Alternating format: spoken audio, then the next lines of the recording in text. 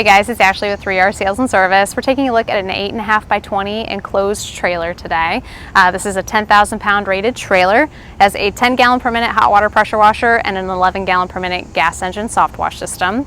We took the pressure washer and split it into a 2-gun system, which means they can use the first gun at 3,000 psi at 10 gallon per minute, or they can use both guns at the same time, 3,000 psi at 5 gallon per minute each. We'll go ahead and start up here with the reels, and then we'll kind of move around back and go over the rest of the system. So like I said, this is an 8.5 foot trailer, so it's nice and wide. The trailer walls basically go over the fenders, giving you a lot more space inside the trailer itself. The hose reels have our primary hose, which is 1/2 inch hose with a 200 foot length. And then our secondary hose for gun number 2, which we'll always use at 5 gallon per minute, is our 3/8 standard 200 foot pressure washer hose. We have ball valves on both, so that if you only want to use one or the other, or if you're using both systems simultaneously, you have a way to shut off the sources, so that you're not turning off the machine every single time and disrupting the other user. So you can just turn yours off, wind it up while the other person is still operating. At the bottom we have 100 foot of 3/4 inch hose for our inlet line. Once you connect that hose to your water source, it feeds the water tank. There's a 525 gallon water tank on board. Connected to that water tank is a float valve assembly. So as soon as that water level reaches the top of the tank, it'll shut the water supply off. And then once you start using the water again, it'll continue to fill that tank. And then, like I said, that float valve will just turn on and off your water as needed. Down below we have our 2-inch tank drain. You can just reach right inside here to open up that drain, and it will empty that tank very quickly using that 2-inch line. We'll jump up inside here and kind of get a better look at everything else from inside the trailer. First thing you'll notice, we have at the bottom that goes over the whole trailer, just protects it from any fuel that's spilled, any chemical that's spilled, or just moisture in general. So that goes over the whole length of the trailer, and then we caulk and seal all the way around. We do a lot of aluminum trim in there to make it look very nice once it's all finished up. This is our 10 gallon minute pressure washer. Then it gets vented through the roof, so that we have our exhaust, our burner exhaust going out, and then we have our gas engine exhaust going out through the back. So you don't have any worries about exhaust staying inside the trailer and overheating any equipment in here, or your engines pulling in any type of exhaust inside the trailer. The engine runs off of gasoline, the burner runs off of diesel. We have our 10 gallon per minute nozzles on the front of the pressure washer. They look a little bit different, so that it's easy to distinguish between the two types of nozzles. And then you've got your burner on-off switch, so you can use this as a cold water system or a hot water system. And then this is a 115 volt generator on here, so there's an auxiliary outlet you can use if you need lights or something on site, or if you're working in at night and you want to have a light system inside here. The 5 gallon per minute nozzles are stationed right on your hose reel, so they're easy to access as well. And then moving on back, we've got the 525 gallon tank right behind me. This is that fill line that came from the garden hose that we saw whenever we first pulled up to the passenger side door there. On the other side, we have our cool bypass line for the pressure washer. So when either user is off the trigger and the engine's still running, it's bypassing that water back to the water tank, keeping that pump nice and cool and protected. We have our winterizing tank here, which is a 35 gallon winterizing tank. This particular system is going to New York, so they will be using that at least once a year, if not more than that.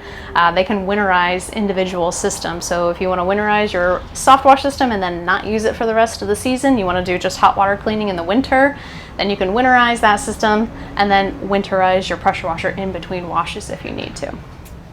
Our soap tank is just to the side here. We labeled it soap number 2 because we have additional soap tanks in the back. This is another 35 gallon tank. We have our soap injector being pulled through here as well.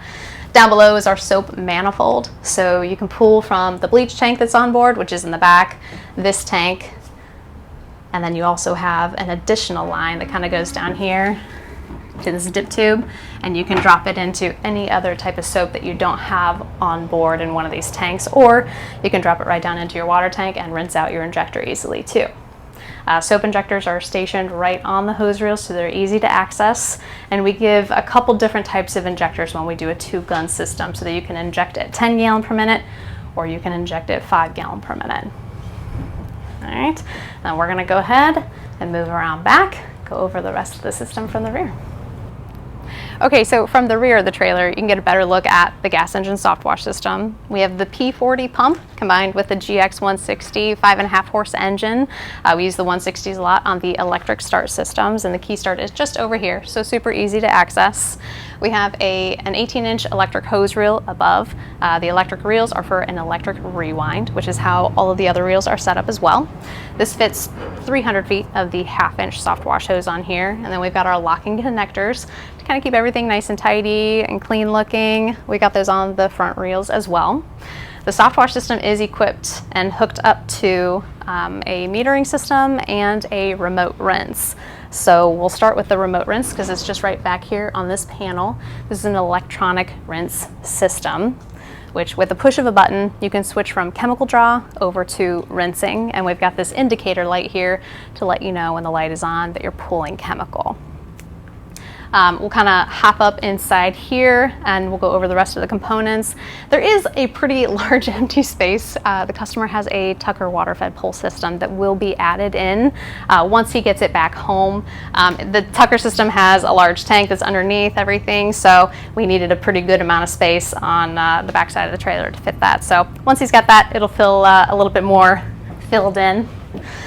And speaking of that Tucker system, we've got some hoses here that give the customer an option to either pressure feed it, which is garden hose pressure. So from the garden hose reel, it kind of goes up into here, it filters the water, and then you can feed it directly to that water-fed pull system, or you can feed it directly into your water tank.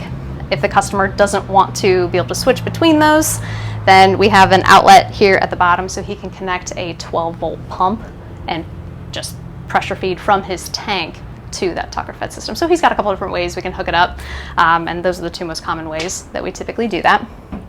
We have a 24-inch stainless steel surface cleaner for 2-gun setup, and then we've also got our 55-gallon bleach tank and our 7-gallon surfactant tank for the soft wash system. And the water tank, the bleach tank, and the surfactant tank are all connected to the Midwest hydro mixer. This allows you to blend your water, surfactant, and bleach. And whenever you hit the button on your remote rinse and you're no longer pulling chemical, it essentially turns off your surfactant valve and it switches your bleach valve over to a water draw. So you can rinse your system or apply water or however you need to do it, but just kind of helps the longevity in that bleach line as well. Other than that, on the interior of this trailer, we did paint, so it doesn't have that. It kind of protects it a little bit more from moisture or from chemicals. And we use like a nice white gloss paint so that it can be touched up by the customer down the road if he needs to. And it just keeps it nice and bright in here. It's easier to service, it's easier to see. So we like to do that a lot. I mentioned the diamond plate protective flooring before. Do that a lot just to protect the trailer alone so that your chemicals don't seep down and start to eat the wood of the trailer or harm the axles on the trailer as well. So we see a lot more longevity in the trailer itself when we use that flooring.